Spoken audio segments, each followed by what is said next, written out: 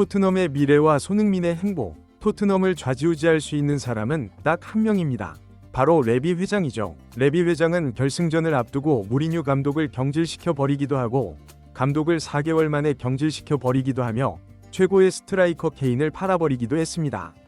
또한 30만 파운드 이상을 받아야 할 월드클래스 선수를 20만 파운드로 동결시켜 버리는 회장이기도 합니다.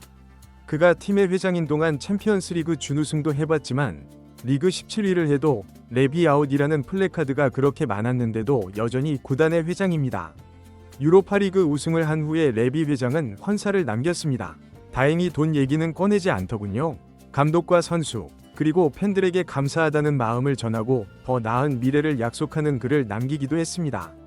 이번 우승은 시작에 불과합니다. 우리 클럽의 분명한 목표는 장기적이고 지속 가능한 성공이며 매 시즌 최고의 영예를 놓고 경쟁하는 것입니다. 이제 우리는 성공을 맛보았고 이것을 발판 삼아 더 많은 것들을 이루고자 합니다. 지금 이 순간을 함께 즐기며 다음 시즌을 다시 시작합시다. 자부심을 가지셔도 됩니다. 라고 했습니다. 레비 회장이 돈만 벌면 된다는 게 아니라 이 우승이 시작에 불과하다면서 지속 가능한 성공이라고 했기 때문에 팀을 더 강하게 하겠다는 건 분명 의지가 있어 보입니다. 그건 손흥민에게도 매우 다행이죠. 손흥민에게도 목표가 사라질 것 같지 않습니다. 우선 영국 매체들이 앞다투어 보도하길 손흥민은 이번 여름 이적 시장에서 쓸데없는 찌라시조차 나오지 않길 원하며 무조건 계약 종료 때까지 토트넘에 남는다고 일제히 전했습니다. 그렇다면 손흥민의 스케줄은 정해진 겁니다. 손흥민은 다음 시즌 토트넘에서 마무리하고 월드컵을 뛴 후 그때 성과에 따라서 손흥민의 행보가 결정된다고 보면 됩니다. 몇몇 레전드들은 손흥민이 사우디로 이적하는 것도 나쁜 선택이 아니라고 하더라고요. 개인적으로는 아닌 것 같은데 그때가 되면 만으로도 33살이 되기 때문에 정말 그때 결정은 아버지가 원하는 대로 네가 정말 뛰고 싶은 곳에서 선수 생활을 마무리했으면 좋겠다고 한 말. 그걸 결정하겠죠. 참고로 박지성은 무릎 때문에 은퇴를 했을 뿐 대부분 스포츠 스타들은 국내에서 선수 생활을 마무리했습니다. 비판을 할 수 있겠지만 낭만적인 손흥민이 인조잔디의 조기 축구에서도 축구하는 손흥민이 그런 결정하면 좋겠네요. 아무튼 그건 먼 일입니다. 손흥민은 월드컵 최종 예선에서 깔끔하게 마무리를 지어야 하는 의무가 있고 토트넘 선수들이 한국에 오는 것을 준비해야 하며 그리고 몸 상태를 다시 끌어올려서 다음 시즌 이제 개인 커리어 욕심을 내는 플레이를 해줘야 합니다.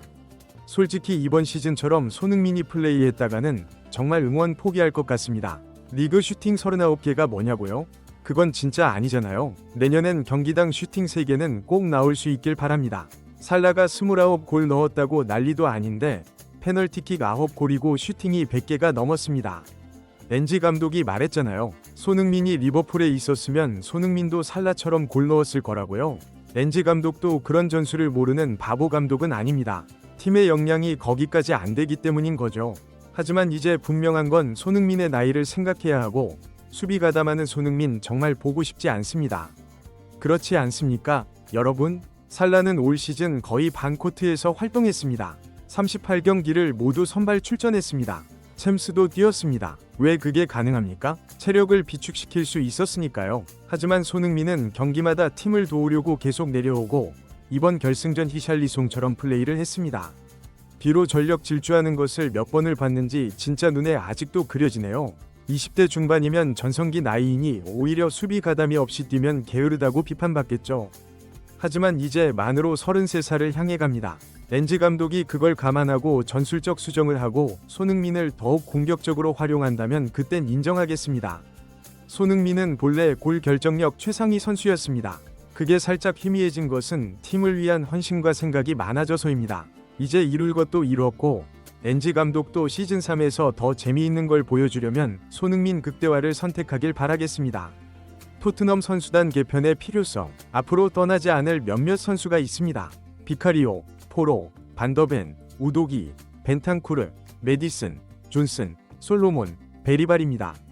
나머지 선수들은 이적설들이 있었고 토트넘이 더 강해지기 위해선 더 강력한 선수들을 영입하는 것도 필요합니다.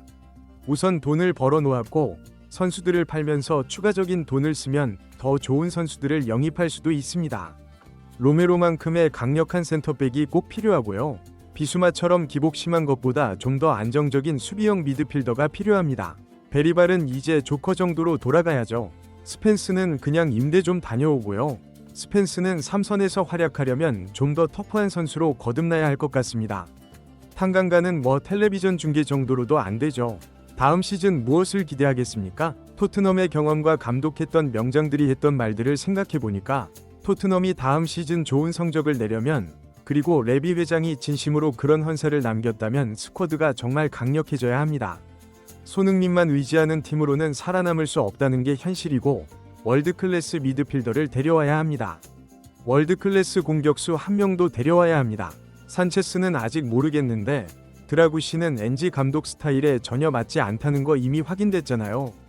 로메로가 떠날지 안 떠날지 확정되진 않았지만 솔직히 안 떠났으면 좋겠습니다.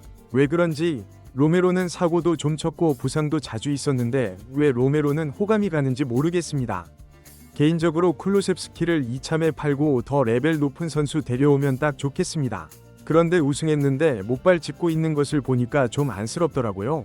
쿨루셉스키가 고생은 했는데 그 스피드는 해결이 안 되잖아요. 엔지 감독의 거취와 전술 변화. 엔지 감독의 거취도 아직 정해진 것은 아니죠. 이번 38라운드에서 대패를 하자 눈치 없는 기자가 앞으로의 거취를 물었고 엔지 감독은 매우 황당했습니다. 전례 없는 일을 했는데 거취에 대한 질문이 계속 나오는 것은 이해가 되지 않는다. 분명한 것은 지금이 토트넘의 중요한 순간이다. 그동안 나는 오랜 시간 성공하지 못했던 구단에 큰 영향을 미쳤다. 내가 맡았던 팀들은 내가 떠난 뒤에도 여전히 상위권에서 경쟁하고 있다. 지금이 토트넘의 경쟁력을 결정할 중요한 시기다.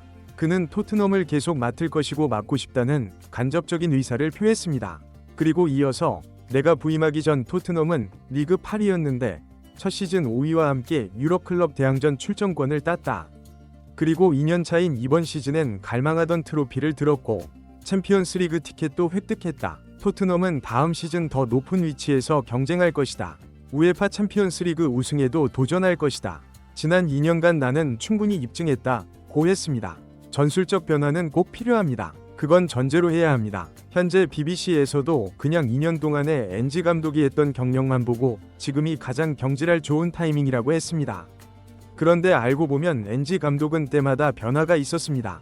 결승전에서 27%의 점유율로 우승했습니다. 이전에 엔지 감독을 생각하면 상상할 수도 없죠. 그가 선택하는 건 모두 이유가 있었습니다. 무조건 라인을 올린다는 이번 시즌은 그 경우가 매우 드물었죠. 오히려 가장 큰 문제는 선수가 바뀌어도 감독이 바뀌어도 토트넘은 세트피스 실점이 굉장히 많았다는 것입니다. 이건 아스날한테 배워야죠. 나머지인 부상자 속출과 선수들 레벨 차이가 분명 있고 리빌딩하듯 어린 선수들로 모험을 걸었기 때문에 엔지 감독도 억울한 부분이 있습니다.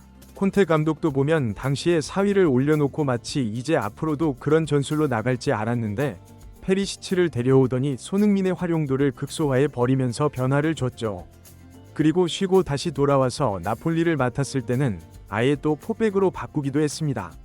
100억 가까이 받으면서 그냥 고집만이 아니라 선수들 역량과 상황 경험에 맞춰서 변화가 있지 않을까요? 토트넘은 아스날, 리버풀 같은 철인들로 가득한 팀이 아닙니다. 확실히 미드필더에서 강하면 팀 성적은 따라오게 되고 기복도 적게 됩니다. 맨시티가 무너진 것도 바로 미드필더의 불안정성 아니겠습니까? 여러분, 우선 손흥민은 다음 시즌 무조건 잔류라고 합니다. 그러니까 빨리 마음 다스리고 한 시즌 더 토트넘 응원해봅시다. 유로파리그 우승 절대 못한다고 당당히 댓글 남기신 분들, 저와 내기도 하신 분들, 스포츠 모르는 겁니다. 토트넘 다음 시즌은 어떻게 될 것 같으세요? 댓글로 의견 남겨주십시오. 손흥민, 더 큰 우승, 그런 우승할 방법은 없겠습니까?